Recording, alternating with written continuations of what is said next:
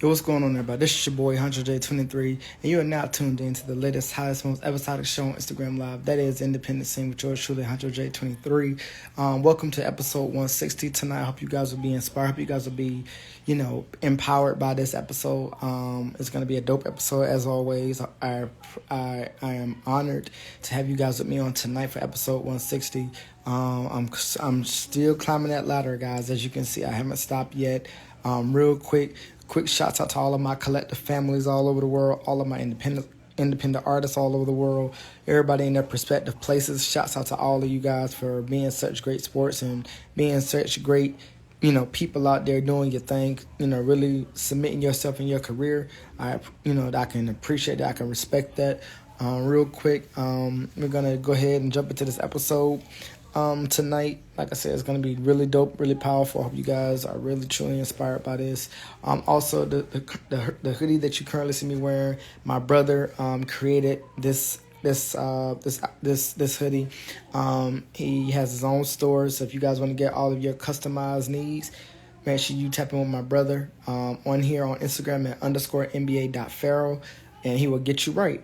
But with that being said, I want to welcome you guys, like I said, once again to episode 160 on tonight, and I hope you guys will enjoy yourselves. All right, let's get it.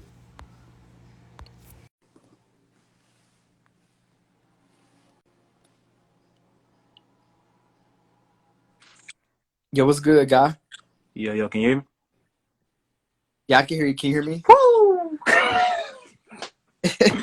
15 minutes. Let me stop. Yes, sir. Yes. But first of all, man, like I said, welcome to the show, man. How you?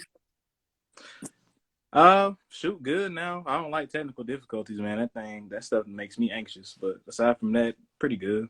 Pretty good. That's what's up. That's what's up. Like I said, I want to welcome you, man. This is your first time, being on the show, man, and I'm definitely am honored to have this conversation with you, and really, like I said, get to know you, man. So definitely What's much up, love, Juice? definitely much love to you, my brother. All right, so real quick, for all people that don't know you, let people know who you are, where you calling from, all that good stuff, and then we're gonna jump right into it. Okay. First, give a shout out 919. I'm from Goldsboro, North Carolina. So like Wayne County, like a little army town, well, military town. Where I kind of grew musically, I chop it up to Chapel Hill, Durham. I started DJing like seriously, like in Chapel Hill. So, I kind of rep that more than anything else. But like overall, North Carolina is what I call home. So like anywhere I go, I always feel at home, no matter where I go. Most definitely, most definitely. I feel that. I feel that. All right. So first things first, man. How did you get into music, and where did it all start? Talk to us a little bit about it. So I've been, I've been a DJ about like 5 years. Professionally, like it's been a nice road, like a smooth challenge, and yeah, like everything musically like started when I was young. Like I've been playing. I played in bands since I was like 10. I've been involved in music since Mm-hmm. I was like little, like singing and everything since I was little. Um, but just actually building a craft with DJing, I ain't picked that up until 2015. I had some things I wanted to kind of like create myself and like kind of throw out an outlet because well around 15, somebody close to me and my family was dealing with they were dealing with some terminal illness and whatnot. So I needed to find like something to just kind of get my mind off a lot of things. And I remember I was working at this store. It's like a little secondhand store, like a pawn shop called Traded. And I was always into music and stuff. Like I always, rock with making beats, recording, just doing stuff like that. But I had never touched turntables before. I had never touched like anything to like mix before. So I saw like a little old Mix Track Pro. I still remember it to this day because I had it for about maybe like a year. Okay. Um, and that thing set me off. That I remember that I had my first gig with it, and I Oh, had my first cookout and everything with it. I still like it held me down for a smooth little second. It was like a little practice one. I didn't realize it at first, but then as you kind of go around more people and you start to like really pick up and experience more, you start to say, all right, I need something that's gonna like be more conducive for what I'm trying to put on and what I'm trying to do. So, Hmm. I definitely I'll say it like this. I had a late entry when it came down to music, but I feel like I've kind of made up for it in other ways and shit. Okay, okay, I feel that. I feel that. Well, I definitely appreciate that insight, man, and definitely, again, all I wish you well and everything that you got going on. All Appreciate right, it. so talk to us about the name DJ Chan E Chan. Where did that name come from? It's very different and very unique. So, talk to us a little bit about the name. So honestly, no, somebody else named me that. Like it was a night whenever I was back in Chapel Hill. I still remember coming back to school and everything. Because I came back to UNC 2017 after I like left my old job at Traded and everything. So my my friends who I had met pretty much like my first week of orientation, Mm-hmm. I had mentioned to them, look, like I'm about to start DJing up here. It was like, oh shoot, what you go by? The first time I was really going by anything, I told people, call me LODM. I still remember it to this day. I told people call me Lord of the Mixes. But it wasn't nothing that kind of stuck to me. And like my friends out there, they would just throw off like little like derivatives of my name, Chan, um, Chan, man. It was like one day it was like, shoot, Channy Chan on the ones and twos. Like they're just being funny. But I was just like, oh, that sounds kind of smooth. I sound like that's something I can like really kind of make stick. So my my old college best friend's ex-girlfriend technically named me my name. So surprisingly enough, it's still stuck, and like it's to me it's just gonna keep going. Like, but my name didn't even come from me. It was already mine, but I didn't, I just didn't have nothing to like let it stick, or just nothing outside of me to say, hey, this is what you need to kind of go by. This is what your moniker and everything about to be. Okay, okay, I feel that. All right, I rock with that. I rock with that. All right, so talk to us a little bit about your growing up, man, and what was it like growing up as a kid, and coming into your own as a man, and just really really, going through your years of life. Mm. Uh, so living in like Wayne County and Goldsboro, it's rural living, so it's not like a Durham. It's not like Raleigh. It's so you grow up around like a lot of not too much of going like not too many things going on around you. Like it's slower. There's more close knit. You probably know about everybody in the town more than likely. It's one of Hmm. those like communities where you grow up around pretty much everybody knows you. People know you Hmm. for the right and the wrong thing. So depending on how you like move out here, it can kind of be a touch and go thing. So basically like how I grew up in like a single parent house. Like my mom raised me pretty much all my life basically by herself.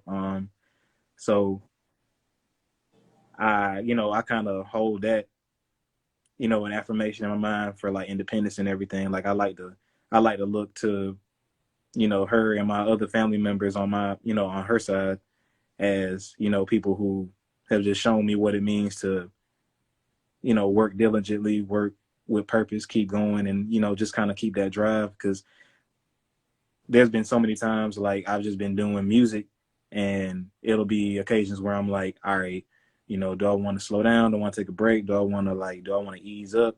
Do I want to go harder?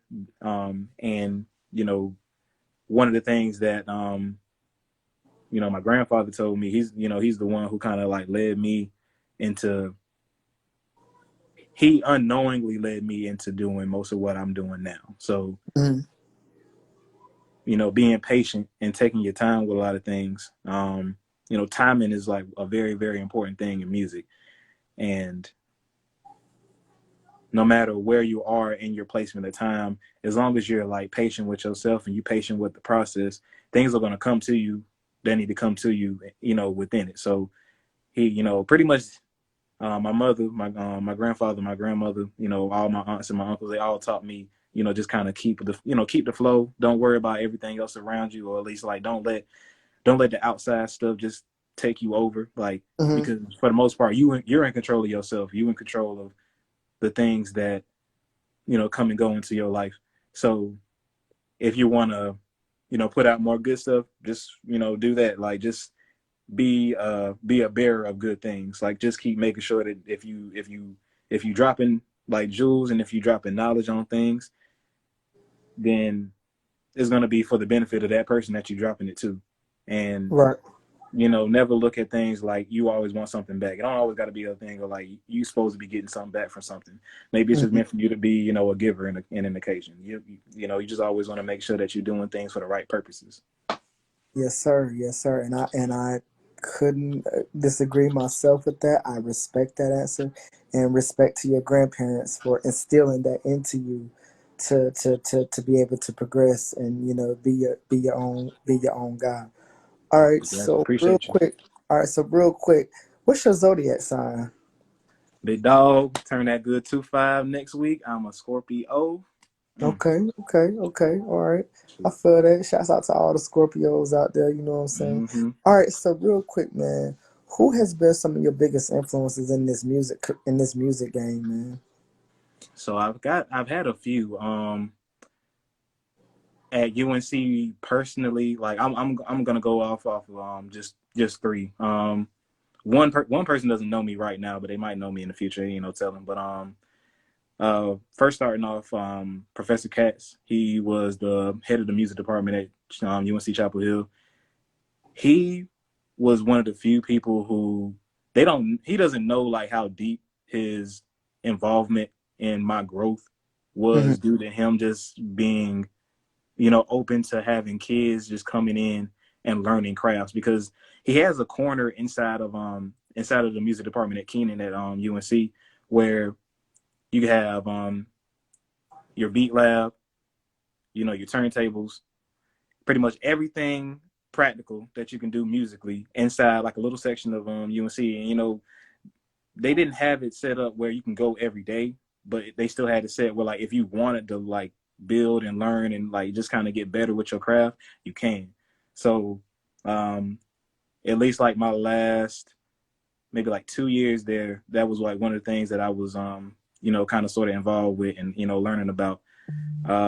Another thing, well, another person that you know, I I'm pretty influenced by Knife Wonder. I'll probably do a slash like the Dungeon Family, like North Carolina legends. Like I like to look up to a lot of people because they laid the groundwork. They frame out everything. So I live in a world where it's like I have to give respect to those who came before me because Hmm. they've at least seen more than me, and they can kind of always build as they can build on top and then keep giving insight as they go. Um, and I like being in positions where it's like if it's something I want to drop a jewel here and there to somebody, I'll do it because we're all here for each other. It ain't no thing where it should never be a thing where people feel like I'm I'm in this because I'm in this for myself. Music isn't a individual sport. It's not. It's Correct. something that you build on. It's something that you kind of grow around.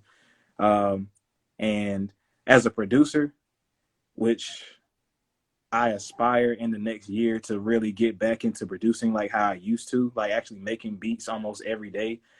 I want to be on that level where somebody can say, this man did what Knife Wonder did from the mid to late 90s to early 2000s, Hmm. like right now. Like I want Hmm. to I want to be situated in that same vein now. Work ethic has to be there because don't right now like my focus is on other things, like more administrative things, but like music is always there. Like I never give up on that side. Hmm. But Hmm. Hmm. I got people right now who I work with who make crazy productions, crazy beats, Hmm. do the Hmm. best drops, and I'm like, all right, cool. I love that challenge. Like I personally love Hmm. that challenge because it kind of gives me something to say. Like, yeah, I'm about to come at them with something, Hmm. and we can make something work. You feel me? So stuff Right. like Right. that, I look at and say, hey, collaboration is a big thing to me. So Okay. he's one of my mains, like when it comes down to like North Carolina music. Like my last influence, he's technically a mentor of mine. And his name's Kazi. So he went to UNC as well too. He's like a operator of Vibe House, and Vibe House works as like a they help you know establish artists and kind of get people off the ground so that they can kind of Mm-hmm. make it in the independent game. Mm-hmm. Pops has been going probably about 20 years, and Mm-hmm. he Mm-hmm. just made a drop. He just made a drop last, if not mistaken, like about 2 weeks ago. Mm-hmm. Shout outs to him, and he's still going. Like, he gives me inspiration because like I want to be that guy in that on that like that OG status where it's like, yeah, we have some Carolina blue, like we have some black Carolina blue that's still gonna keep pushing Right. the scene Right. and pushing the Right. scenario, because that's something I feel like doesn't need to be lost. We're gonna have more Josh Rowdies. We're gonna have more Michael Steinbergs and stuff like that. Like, there's a lot of people right now who I work with just at UNC, just at that one school, that just makes me feel like that's You a can scene do in it. itself. Right. Right. That's a whole key in itself. So I like working with people. I like building with people. And Yeah. as I kind of just keep going, I'm just like, all right, cool.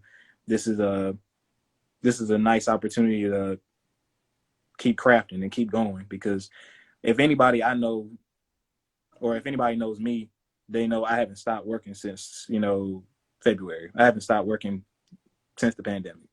I don't, Right. I wasn't really even like slowing down before that. I just had moments where I had to like just take a break here and there, but like, We don't.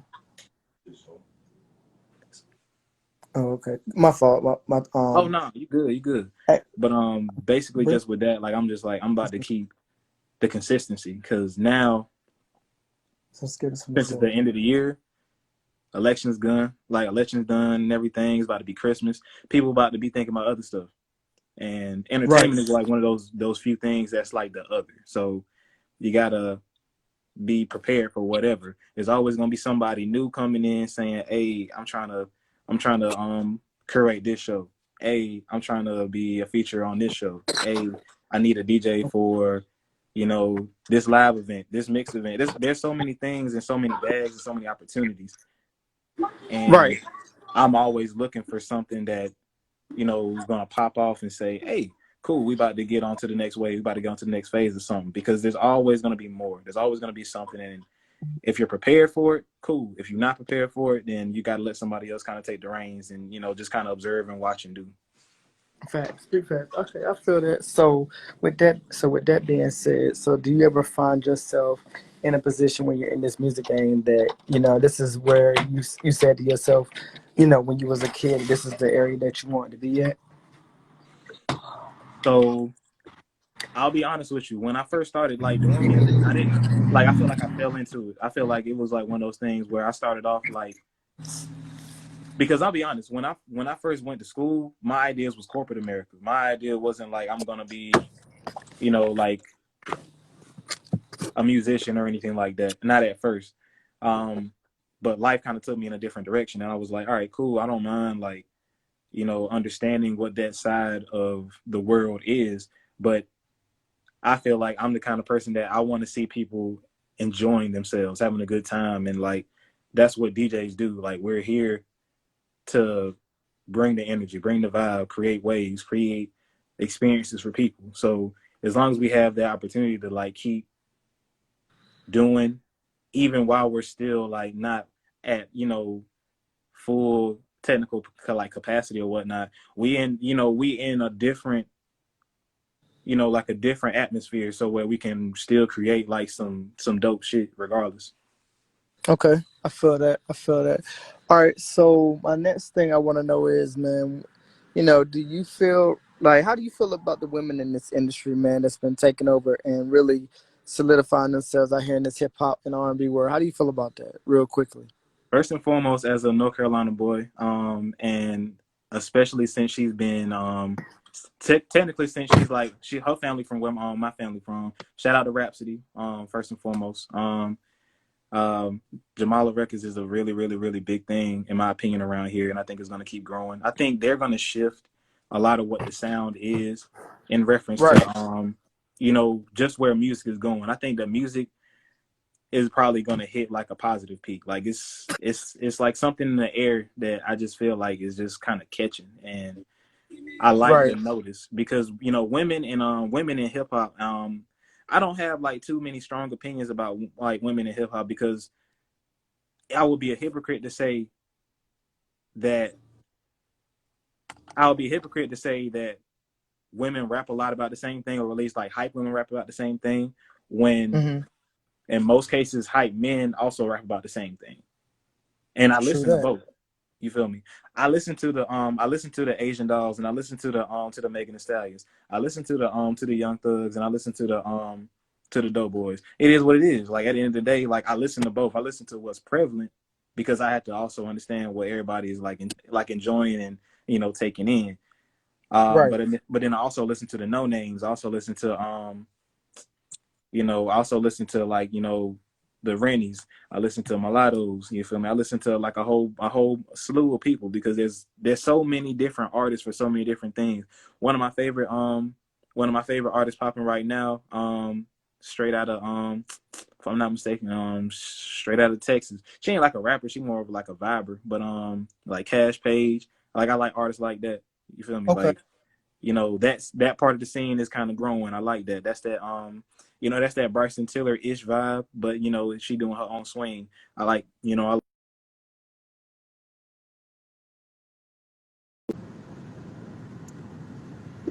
they not like they're not artists who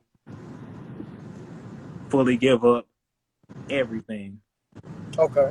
Not to Okay. say that like giving up and revealing everything is bad. I like when men shake her ass. It's cool. I'm a dude. It ain't that big of a deal to me. But at the end of the day, Right. sometimes that shit can get saturated.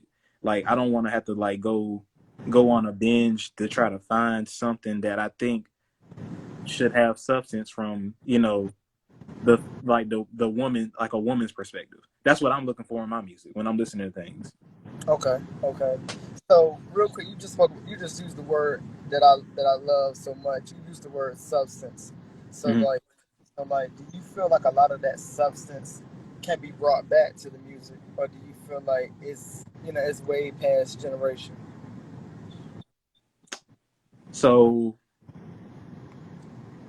I'm an optimist.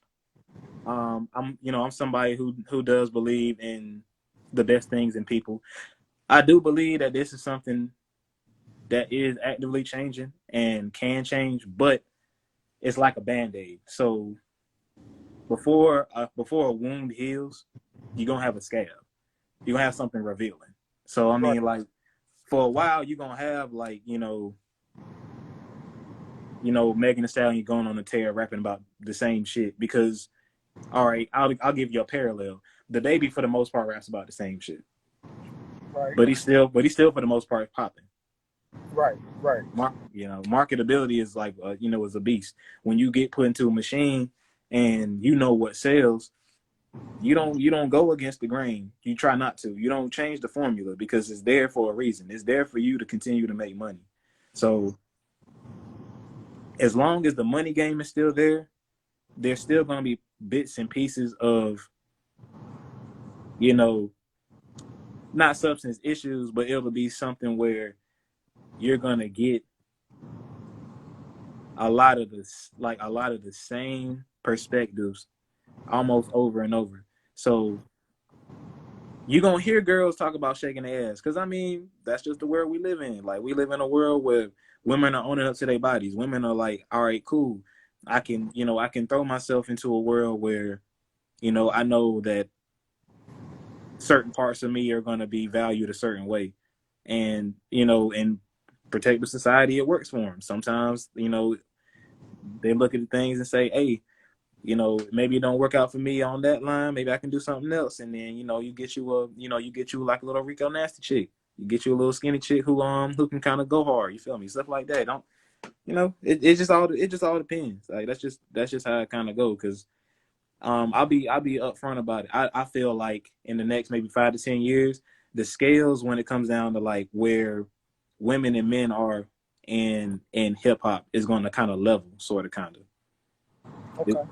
it won't be perfect, but it'll be some kind of level. And it'll happen when we get more artists who are reminiscent of like Lauren, who are reminiscent of like if we can get a fun chick right now like Missy in this age, OV, in my opinion, Okay. OV. Okay. I feel I that want to find it. artist. I want to find it too. Personally, I want to find it. Big fan. All right, so real quick, so give us your best childhood memory that you can recall. My best. Uh,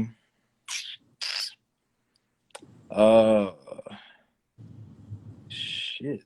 I feel like I. All right, man. You done came across somebody who ain't really had no bad childhood. Not like no, not because I feel like I got like so many things that was like either okay or like comparatively good. So, so I'm trying to think of something that was just like just amazing in one day for me. Let me think. All right, bet. Okay. The first time I knew I can talk in front of a crowd of people. So when I was like 13, 14, um, I went to like an enrichment program, almost like summer camp, at Duke. So I was like a Duke a tipster is what we called each other, like because we was the talent program. Um, Basically, because I was one of the few black kids, but I mean at the same time it was still one of those things that I still like. I was like one of those whisper rappers, you know what I mean? Like if you was playing on the team on the like, playing ball or something like that, and everybody was going on freestyling, I was the kid for the most part that I could spit, but I wasn't like one of the ones that was just like out there just ready to like give you like a 16. Because at the end of the day I wasn't like outgoing. I wasn't somebody who felt like all the confidence came out and I wanted to exude something to somebody. So this was like the first real time where I felt like independently I could do whatever I wanted to do. So whatever I said on that mic, because I don't remember to this day what I said on the mic. It was either like I prepared I either said like, damn, I really don't remember what I said. It was just like I said something that had all them mugs going crazy. And for the rest of the summer, they were just fucking with me. And I was just like, huh. Like all you just got to do is just say shit that you kind of just come up with like out the blue, or just kind of get yourself going, and then they good. Like it felt like nonsense, but it was just like, nah, it's like this is actually cool. Um, and once you get the jitters out, and once you get like all the little scared feelings out, then it's just like this is actually like some stuff I can really really do, and like it comes more natural than what you make it out to be inside your head. Okay. Okay. All right. So real quick, give us your top number one favorite hood movie of all time. What kind of movie? Your favorite hood movie. Your favorite number one hood movie of all time. Mm, I'm more of a whew. All right. All right. It's a tie. It's a tie between Menace and then God dang. It's a tie between Menace and Juice. Okay. Okay. I take that. I take that. All right. So real quick, um, do you from 5 to 10 years now, where do you see yourself Like where location wise, or just where like just like in my life. in your life? In my life, um, I see like venture funds, man. I see office spaces that I'm, leasing out to people. I see me hiring, DJs for weddings and private contracted events and stuff. Like I see a lot, and that's me. I'm gonna be honest. That I feel like that's me in 5 years. Okay. Not college. 5 years. 5 years from now, when I'm 29/30, you're gonna see a whole different me just doing boss stuff. Okay. Okay. I respect that and I feel that. All right. Real quick, you know, when it comes to your music is concerned, how does it make you feel knowing that you got music out there that people can really support and rock with and really be able to sing your shit back to you? How does that make you feel? Mm, so this is how I feel like when I make something, or when I have something I feel like is received well enough, and people, and if even if they don't know like stuff word for word, or if they don't know like what everything is, like where I'm going with everything, if they can kind of receive it, and all that, then I just feel like I feel like I made $1 million at the end of the day. That's how I feel when somebody just looks at me and says, you did this pretty smooth. I like this. And then Right. when somebody share it and all that good stuff, that's when like, all right, cool. They really, really like rock with. They really believe in the wave. Because like you know, I don't do stuff just to do stuff. Like if I drop a beat, it's because I felt something in me to want to get on that computer and get on my MIDI and chop up little jumps. You know, if I make a mix and I record it and then I drop it on Facebook or whatever, and people tell me, hey, this dope, like, and they share it, then it's just like, yeah, that I feel like I gave somebody something that they didn't get before, and it makes me even more ready and even more willing the next occasion to try some other stuff to continue that feeling, because it's like crack. Like once that first hit you get, it ain't never gonna be the same, so you're gonna have to go to something a little stronger. That part. I feel that. I feel that. Okay. Okay. So my next thing. Um, Now I'm not sure how familiar you are because I talk about this a lot on this show, but there has been these versus battles that's been produced by Timbaland and Swiss Beats.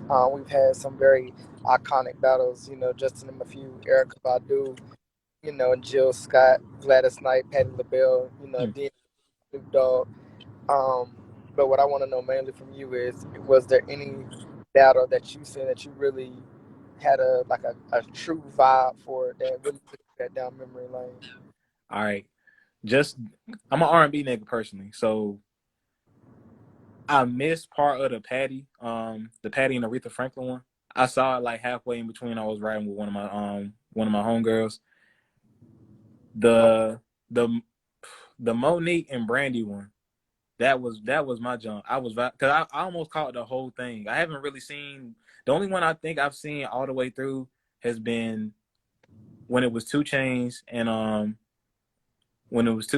daggone Rick Ross. Like, and that one was good, but that one got kind of petty. But like I like the Monique and the Brandy one, like cause one I've loved Brandy since I was little. Like when it's all said and done, I'm gonna have me a little brown thing that can sing to me till I just pass out. Well, okay. till So she now, either way. so with that being said, when it comes to the dating world, what do you consider to be the best dating advice that you've ever gotten, or what dating advice would you give to people that is going out on a date for the first time? First time, Mm-hmm. I if you going out with somebody for the first time, if you going out with somebody for the first time, go lower than what you normally go. So like if you somebody who spends more than what they normally do, spend about half and see how that other person reacts. Cause I mean, generally I'm a dude, and this is how I go about. If I ask a chick out, most times I'm gonna pay. Now, if Okay. it's an occasion where she mentions something or she want to do something, all right, then we about to break it down or something like that, because I don't know where things are gonna go. Like we in a different kind of dating world than what the past 30 and 40 years have had to experience. We got Tinder, bro. People don't go on dates no more. Like I mean, Right. Right. so it's just one of those things where like you got to analyze every little step with people, because I'm not saying that I'm not saying that everybody is an opportunist, but people pick up on a lot of things. So it's like if people off the rip judge you based off of like what you getting or what you kind of limit, then they might not be the people that you kind of need in your life. Because if they really just watching you for money and that's it, they're not Right. for you. I feel that. I feel that. So let me ask you this. So what can a female expect when she go out when she's going out on a date with you? What could she be on the lookout for? For the most part, I'll be honest. Like they just need to watch like how I chat to them, because in the first, at least, like I'm gonna be honest. If we make it to a date, you already know in the back of my mind what I'm thinking about. So if you on that same vibe, I'm gonna at least try to entice towards that. Like that's just how I'm feeling, because I mean that's how I am. I'm 24. Like I don't like wasting time. Like If you want to do something, we can do something. If you just want to be there and enjoy it, we can do that too. It ain't that big of a deal. But I'm not in it for like full Right. casualty. Because if it was just like that, I just take a friend on a date and call it a day. I don't take I, somebody that I just want to go yeah. out to Logan's one night a week and then just tell you bye. I don't want to just do that. Like I feel that. Okay. Okay. So, do you feel like right now in your career, do you feel like your career has truly been everything that you wanted it to be? as of now, not everything, but I feel like that's a good thing because I'm still as a to be a DJ as young as I am. I've done a lot more than what I would have expected 5 years ago. So to be where I am with everything, I feel blessed and I also feel appreciative of everything that's kind of come my way.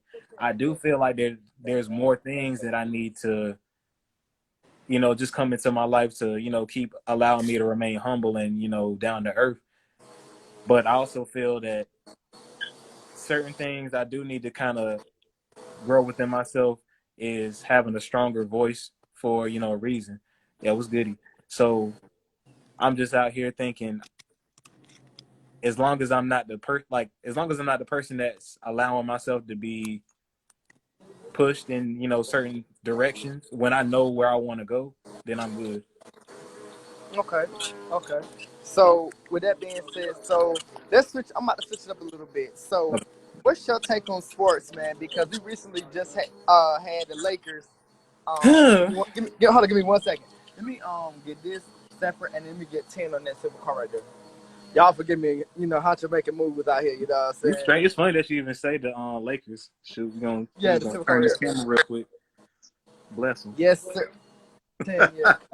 So yeah. So so to my question, how do you feel about the Lakers taking it, man, and really LeBron doing it yet again, man? What's your take on that? I mean, y'all don't want to hear me. I'm just gonna call it what it is, Rig. Okay. Man, Stern just wanted to have the Lakers win one more time. They just got like now what is it like nine chips now? They got Yeah. 9 banners now. Yeah. Yeah. They just wanted another banner. I mean, it's fine. Like I feel like sports is politics because to be perfectly honest, if the owners would have had it their way, no, sorry. If the players would have had it their way, the players would have just not played for the most part and still got paid, and then just Right. came and then just worked out all off season, and Right. then Right. started the regular season back, which would have made a lot more sense.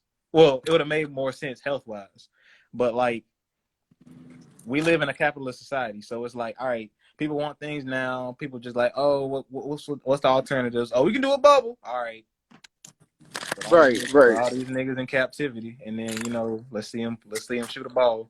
That's cool though. Right. Cool for That now. part. Okay. Shout out to my boy Rondo. He got a second ring. I know Paul mad. Yes, sir. Yes, sir. All right. So real quick, man. So all right. So let me ask you this: when it comes to performing and being on stage, man, what can people expect coming from you when they come to a show that's featuring you in it? What can they be expecting? Um, I'm gonna keep it player. You're gonna get a smooth ass nigga.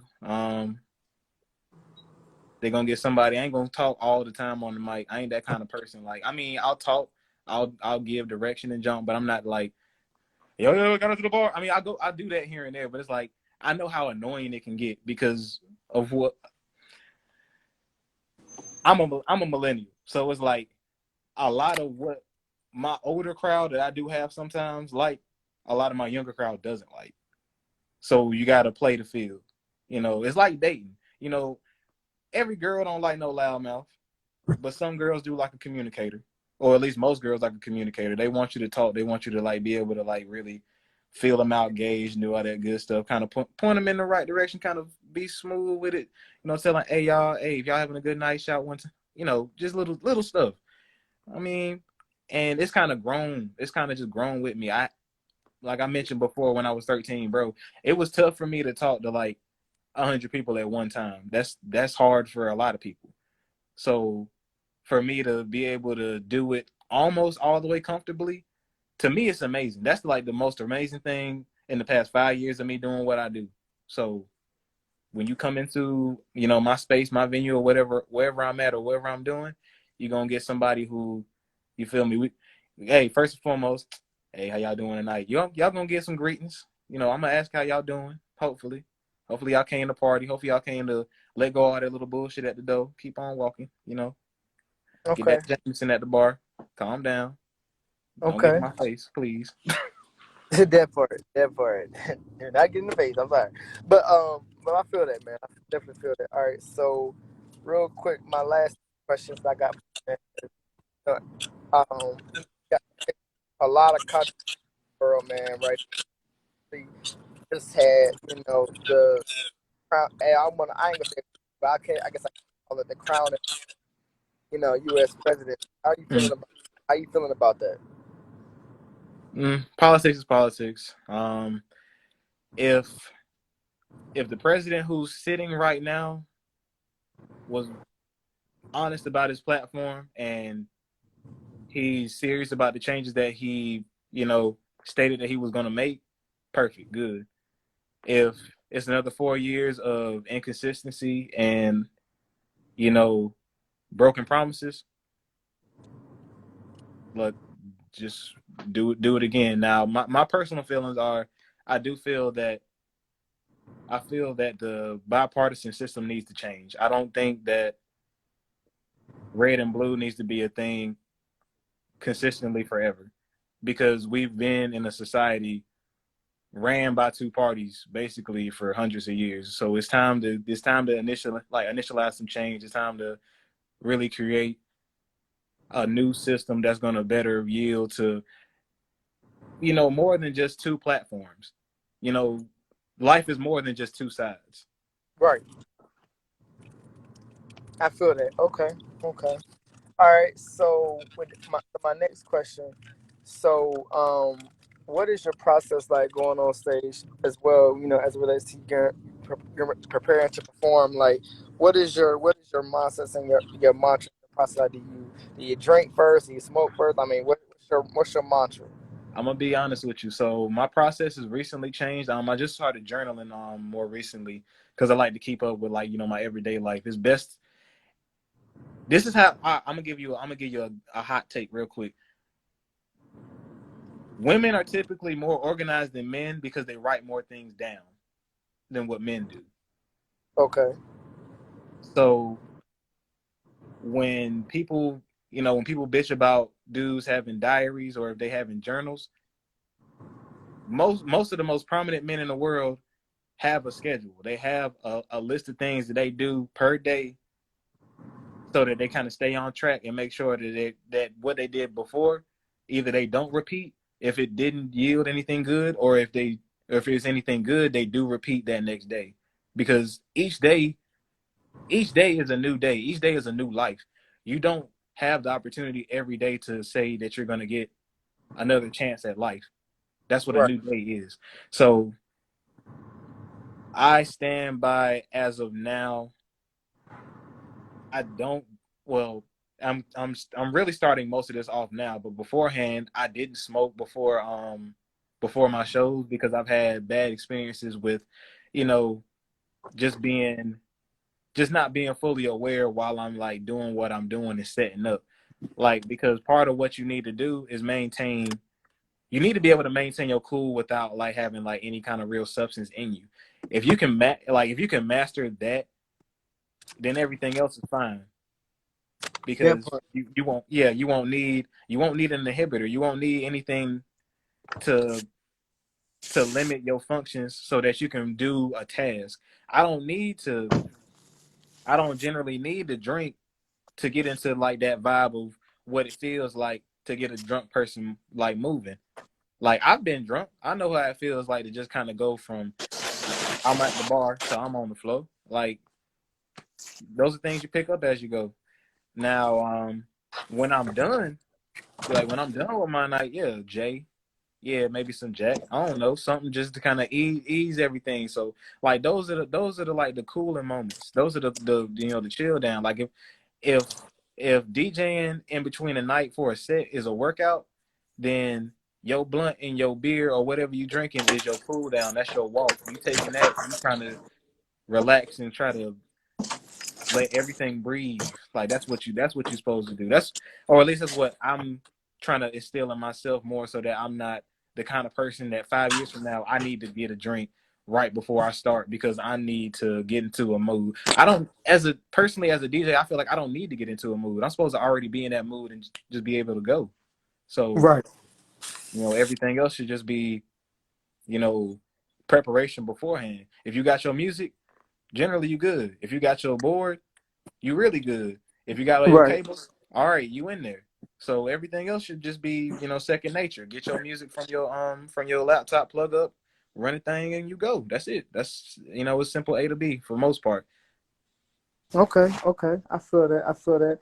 So, has there been any song that you've done that people have still to this day come up to you and was like, "Yo, like I really resonate with this song, or I really fuck with this song you've created." Mm,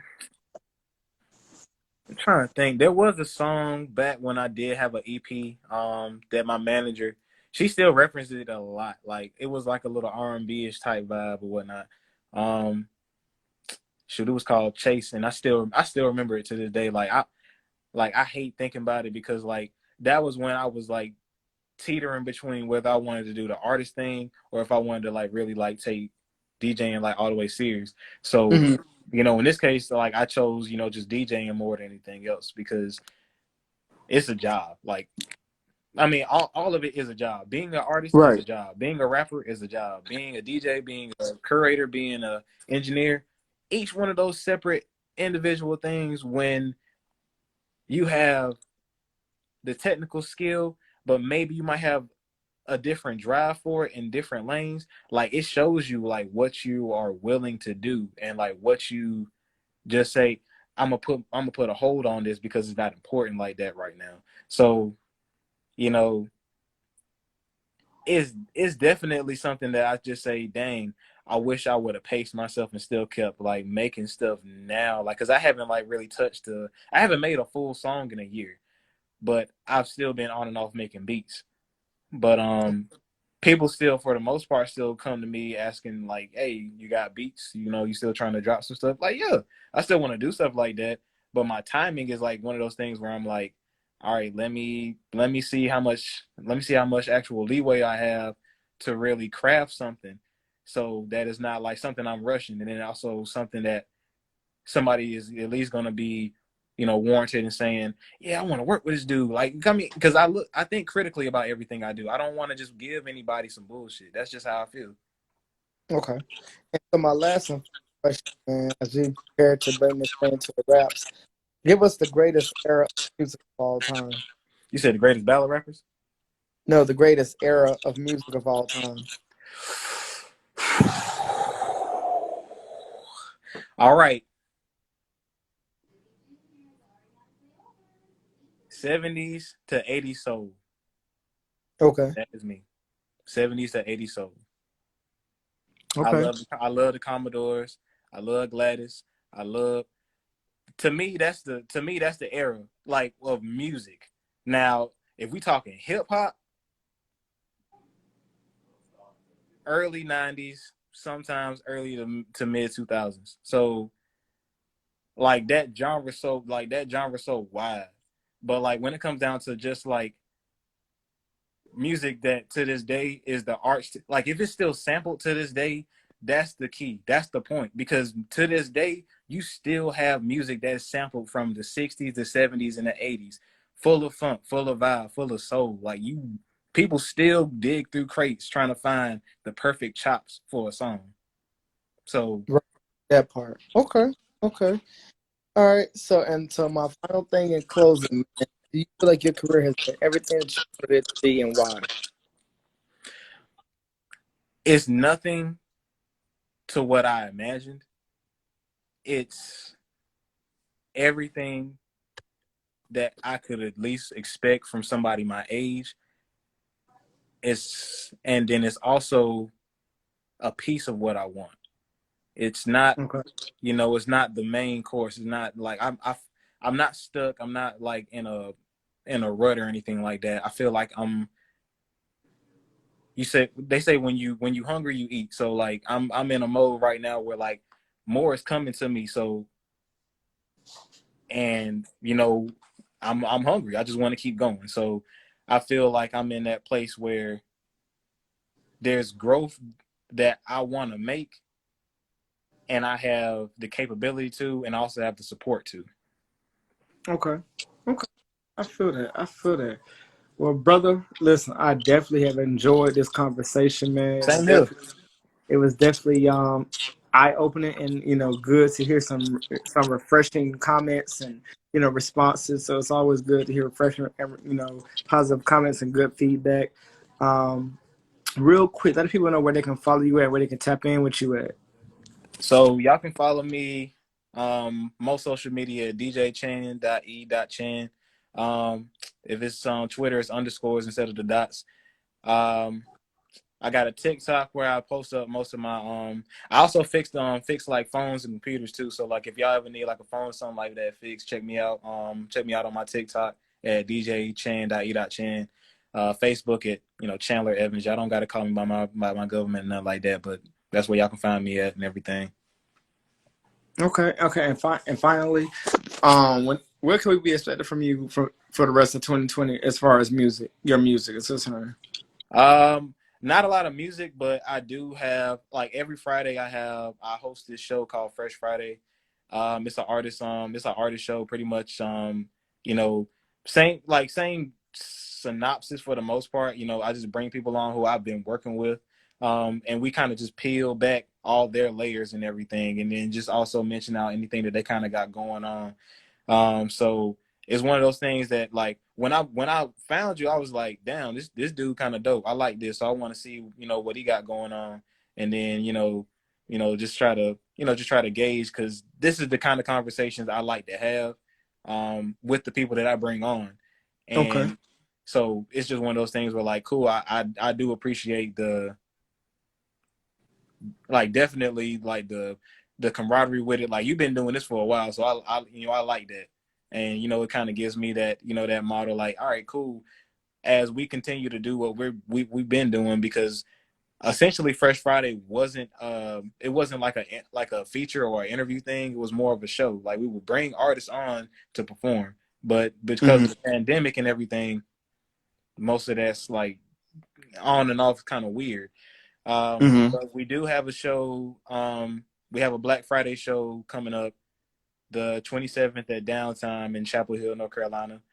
We got a few people coming out. YNG Ghost. I got my man Spazzo D Rollins coming out. So it'll be a dope little set. I haven't dropped the Okay. full list yet and everything, but if anybody's got time that wants to pop out, they can pop out. It's also going to be live too. So if anybody's just trying to check in, feel free to check in and all that good shit. Okay. Well, with that being said, I thank you. This has been my time, you guys. I appreciate you guys for tuning in to episode 160 of Independent Thing with your shooting Hunter J3. I will see you guys again tomorrow. And for the rest of the week, y'all already know how I close this thing out. Stay safe, stay blessed. Peace and blessings, peace and blessings. Once again, peace and blessings. It's your boy Hunter J23. Salute to you, King. Yes, sir. Keep it easy. Yes, sir.